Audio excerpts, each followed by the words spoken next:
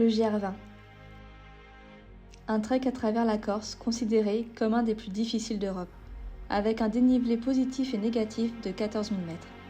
Le manque de préparation et d'expérience conduit à ce qu'entre 5 et 7 personnes sur 10 abandonnent au bout de seulement 4 jours. La première étape nous fait monter à 1500 mètres d'altitude et nous prépare doucement aux prochaines étapes. La randonnée sera difficile et il faudra repousser les limites à travers la beauté sauvage et magique de la montagne.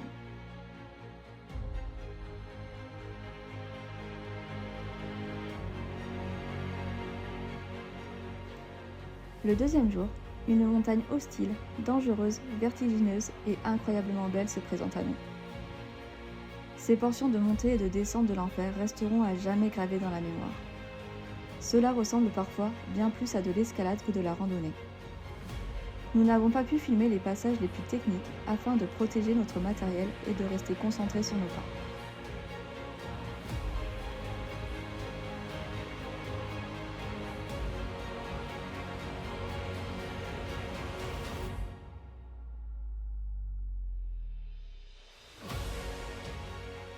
La vraie difficulté du GR20, c'est la chaleur. Une ennemie qui certains jours peut devenir implacable. Et le seul moyen de l'affronter, outre beaucoup d'eau et un bon chapeau, c'est carrément de l'éviter. Pour ce faire, le GR20iste sacrifie la grasse mat à un réveil aux aurores et un départ à la frontale. On profite ainsi des milliers d'étoiles qui nous surplombent, d'un lever de soleil majestueux, la douceur de la température et de l'odeur du maquis.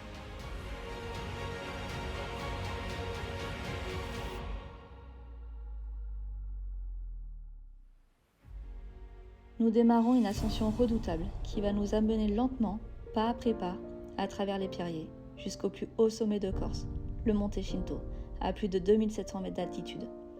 Nous prenons conscience de l'immensité de ces paysages renversants.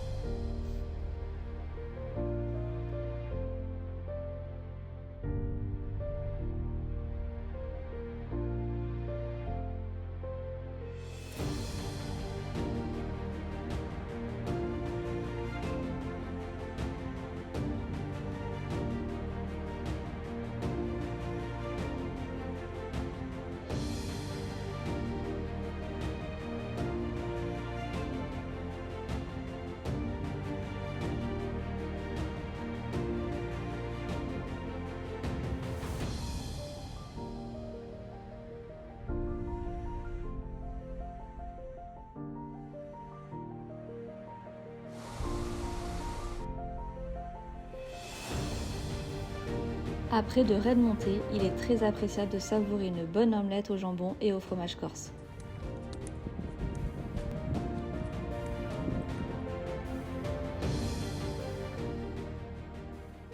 Pendant les randonnées, la nature nous a offert de précieux moments reposants, dans des bassins à température stimulante pour faire du bien aux articulations.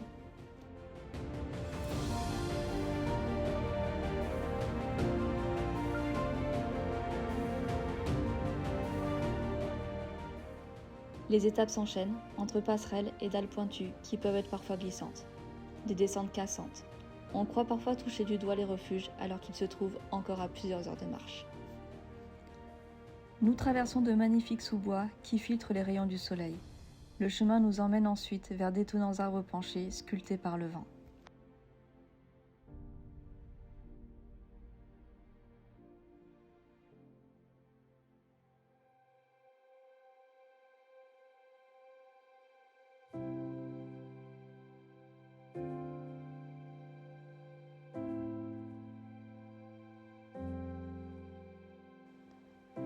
Nous quittons l'aridité pour un moment.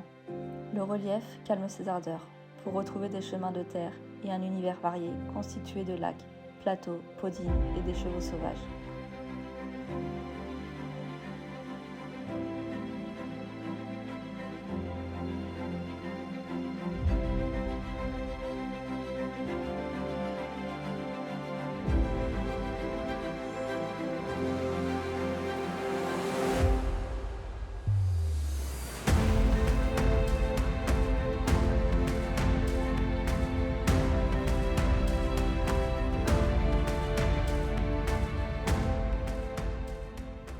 Jour après jour, le GR20 devient de plus en plus douloureux.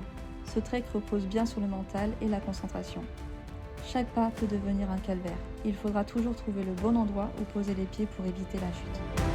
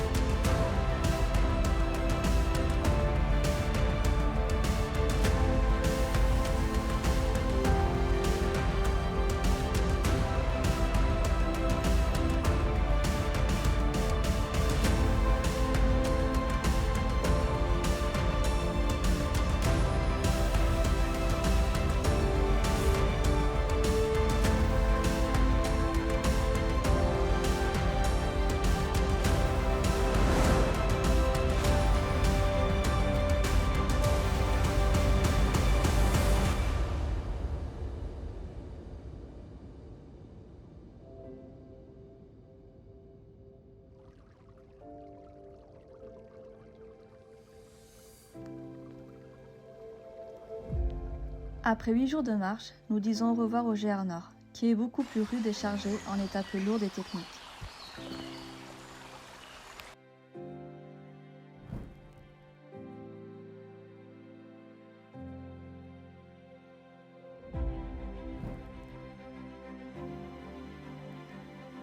Nous apercevons pour la première fois la Méditerranée côté est. Sur ce tracé, le paysage est un véritable bouquet de couleurs et de saveurs.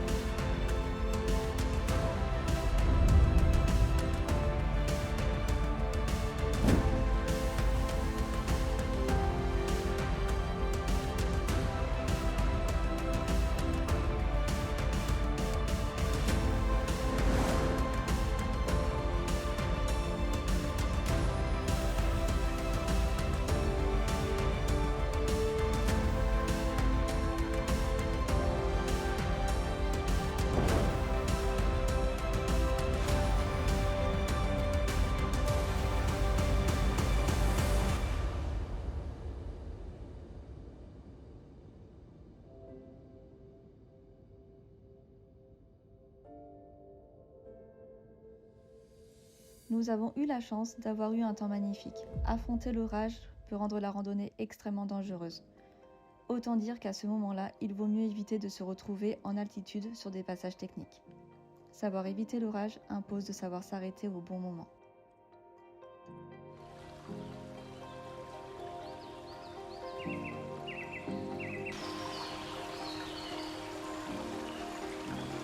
Le sud est beaucoup plus roulant. On y fait plus de distance que de dénivelé, même si celui-ci demeure bien présent.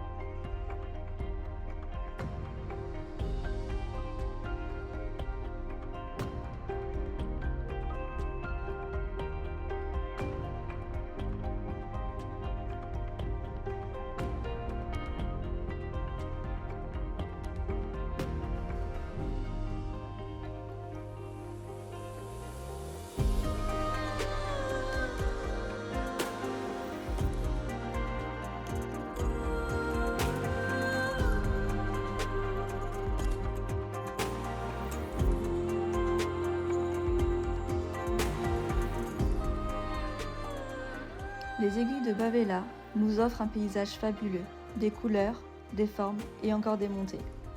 Les douleurs sont bien présentes, il n'y a plus que le mental.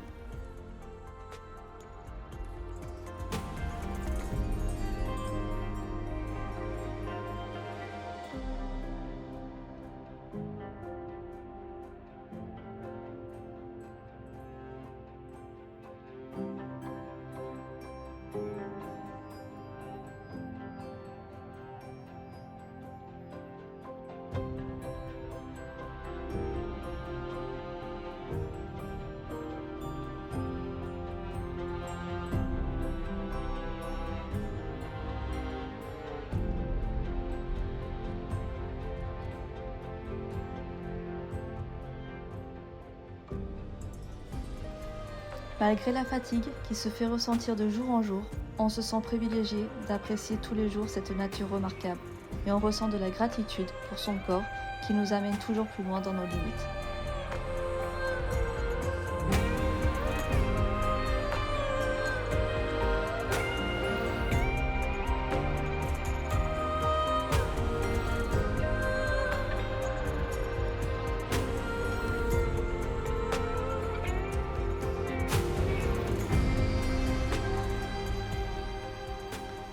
C'est la dernière étape, les dernières pierres. Les montagnes s'éloignent derrière nous, laissant place à la nostalgie qui nous envahit, mêlée de fierté. Nous avons vaincu le Ger20. Nous avons du mal à imaginer l'ampleur des défis surmontés. Et on se dit qu'on n'arrivera jamais à retranscrire ce qu'on a vécu.